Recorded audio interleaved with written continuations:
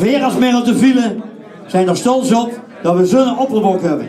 Die altijd voor ons door is. Daar zijn de meningen wel eens over verdeeld. Maar Veer als middel te vielen zijn er stolz op dat we deze burgemeester hebben. En tevens ook opperbok is. En nog zeker 3 jaar blijft. Ik kreeg een sms'je van hem. Dat zal ik maar niet voorlezen. Hè, Martin? Nee, ja, dat weet ik wel. Een sms'je heb ik gekregen.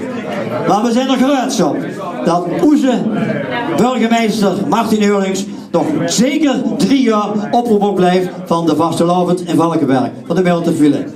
En dat hebben we natuurlijk een plaatsje gegeven in onze hoeskamer, zo wie dat gehoord.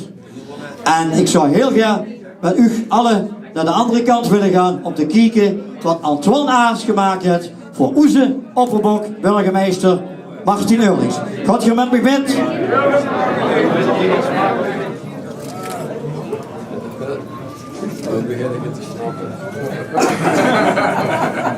Wie gezegd, daar zijn er stolz op, geruid op, zeggen ze Valkenberg, dat we zo'n opperbok, zo'n burgemeester hebben die altijd voor de vastelavond daar is. En natuurlijk hoort het een ereplaats hebben in ons Pantheon en natuurlijk op de bühne. Het enige probleem is natuurlijk, van dat zult je daar wel zien als we achter een buffet staan, dan zullen we een keer achter de oren dabben, van dat kijkt ons immer aan. Dus dan weten we al wel een beetje waar we het over hebben. Opperbok en echtgenoten. Kom eens naar boven.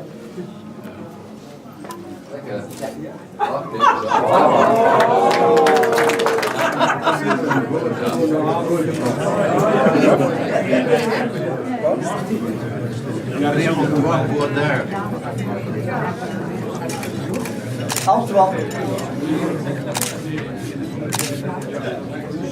Gewoon hartstikke chic. Vereeuwig in de grot. Dat is veel belangrijker als 3 jaar langer burgemeester zijn. Of we dat maar even gezegd hebben. Maar dat is eenmaal aan elkaar. Maar ik heb net tegenover Astrid gezegd dat voor Astrid de vuurlijkste hebben metgenomen voor de middelen te vielen. Maar zich zien wie naïef was. Ik denk, wij is er allemaal. Nu heb ik het in de gaten. Maar weet één ding, dat ik bewust ben als Valkenbergse jong, dat ik in deze grot hier mag staan. Het is een schoner, zeker zo schoon, niet zo schoon als prinsen zijn, want dat ken ik toch niet meer. Hartstikke bedankt voor